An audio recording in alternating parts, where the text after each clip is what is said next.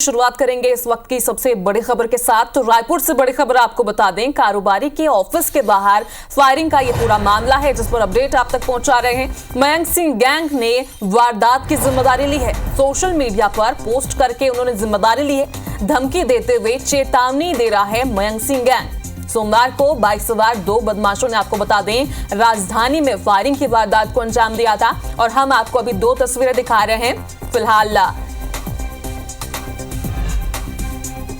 तो पहली तस्वीर आप देखिए जहां पर फायरिंग की है और दूसरी तस्वीर है मयंक सिंह गैंग का सोशल मीडिया पोस्ट, जिसमें मयंक सिंह गैंग पूरे वारदात की जिम्मेदारी ले रहा है।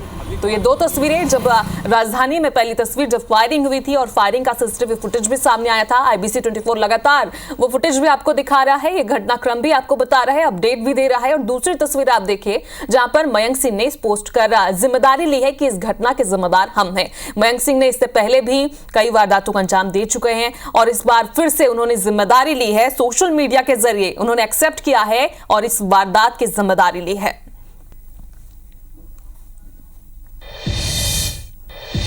तो वहीं इससे जुड़े मामले पर अब डिप्टी सीएम अनिरुद्ध साव का बयान भी सामने आया है। कांग्रेस के आरोप पर डिप्टी सीएम ने पलटवार किया है।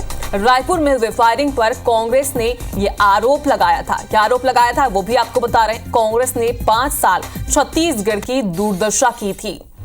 कांग्रेस ने कानून व्यवस्था का बुरा हाल करके रखा था, ये इनका कहना है अनिरुद्ध साव का। और पिछले 7 महीने में अपराध में कमी आई है, नियंत्रण हुआ है। आने वाले समय में सख्ती से कार्रवाई होगी और छत्तीसगढ़ में कानून का राज होगा, ये डिप्टी सीएम का कहना है। गैंग द्वारा छत्तीसगढ़ में अपराध घटित करने को लेकर उन्होंने कहा है मामले को गंभीरता से लिया गया और मामले की जांच भी की जा रही है। जो भी इसमें शामिल होंगे कड़ी कार्रवाई उन पर की जाएगी। तो देखिए, पहले वारदात हुई, अब सियासत भी तेज हो रही है, बयानबाजियों का दौर भी शुरू हो चुका है। कांग्रेस ने जहां आरोप लगाया उसी आरोप पर अब डिप्टी सीएम ने पलटवार किया है। उन्होंने कहा है कि सख्त कार्रवाई होगी और जो भी होगा उसे बख्शा नहीं जाएगा। आने वाले समय में सख्त कार्रवाई की बात डिप्टी सीएम ने कही है।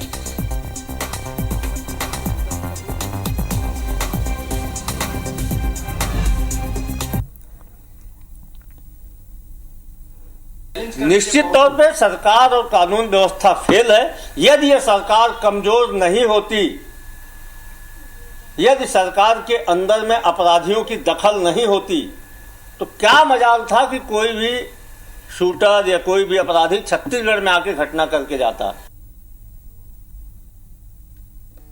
पिछले 7 महीनों में अपराध में कमी आई है, नियंत्रण हुआ है और आने वाले समय में सख्ती से कार्रवाई होगी, मजबूती से कार्रवाई होगी और छत्तीसगढ़ में कानून का राज होगा। देखिए, मामले को बहुत गंभीरता से लिया गया है, जांच हो रही है। जांच में जो भी इसके पीछे पाया जाएगा, सख्त से सख्त कार्रवाई होगी।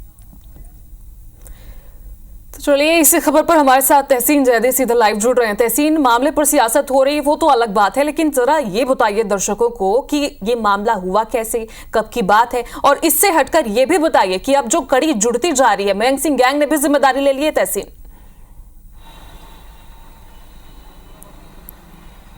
देखिए, जिस तरीके से अभी तक पुलिस इस बात के लिए कह रही थी कि ये अमन साहू गैंग के शूटर हो सकते हैं, लेकिन इस बात से ये क्लियर हो गया है, क्योंकि जिस तरीके से सोशल मीडिया पे मयंक सिंह के द्वारा जो एक पोस्ट की गई है उसमें इस बात की जानकारी साझा की गई है। उसमें उसने खुद इस बात को लिखा है कि मैं मयंक सिंह बोल रहा हूं और पहले अमन साहू जो एक झारखंड का गैंग संचालित करता है, जो जेल में है, उसके द्वारा उससे अब मैं उसके भरोसे नहीं हूँ।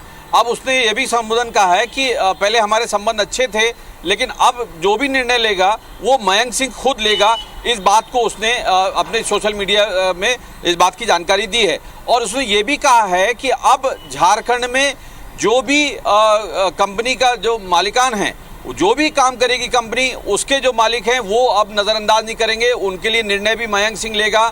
और उसके अलावा उसने ये भी बात कही है, इस बात की धमकी दी है खुले तौर पे कि अब जो है वो उस कंपनी के कर्मचारियों और मालिकों को बाद में निपटेगा, लेकिन वो उसके परिवारों को जो है वो पहले यमराज के दरवाजे तक पहुंचाने की व्यवस्था करने की बात उसने कही है, धमकी इसमें दी है खुले तौर पे। तो कहीं ना कहीं इस बात से ज़रूर इससे टो मिलती है कि अब जो है अमन साहू गैंग और ये मयंक सिंह है, क्योंकि मयंक सिंह के बारे में बता दें कि इससे पहले जो 4 शूटर अमन साहू गैंग के गिरफ्तार हुए थे रायपुर में, तो उसमें ये बात सामने आई थी क्योंकि उसके बाद एक मेल आया था, उससे ये जाहिर हो रहा था कि अमन साहू गैंग जो है वो और लॉरेंस बिश्नोई गैंग जो है उसका ये एक काम देखने वाला एक मयंक सिंह था। तो अब ये सामने आई है जब जैसा कि वो साफ तौर पे लिख रहा है कि अमन साहू गिरोह से मेरा पूर्व में रिश्ता बहुत अच्छा था, लेकिन अब जो है वो उसके भरोसे नहीं बैठना। तो इसमें कहीं ना कहीं इस बात की जानकारी और इस बात की बू आती है कि अब इनके बीच में कुछ ना कुछ विवाद जरूर हुआ है, और किस बात से विवाद हुआ है इस बात की भी जानकारी नहीं है, लेकिन जिस तरीके से साफ तौर पे वो अपने सोशल मीडिया फेसबुक के जरिए इस बात की जानकारी दे रहा है कि मयंक सिंह कि अब वो अमन साहू गैंग के भरोसे नहीं बैठ सकता, अब वो खुद निर्णय लेगा।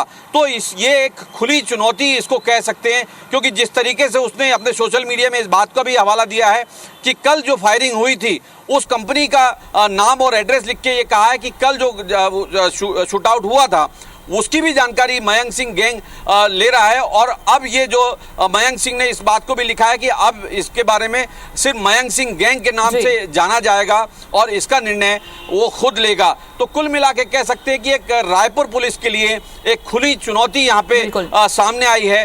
अब देखने वाली बात है कि इस चुनौती का सामना रायपुर पुलिस जो है वो कैसे कर पाती है। जी बिल्कुल देखने वाली बात होगी। तहसीन, फिलहाल शुक्रिया, बने रहिए।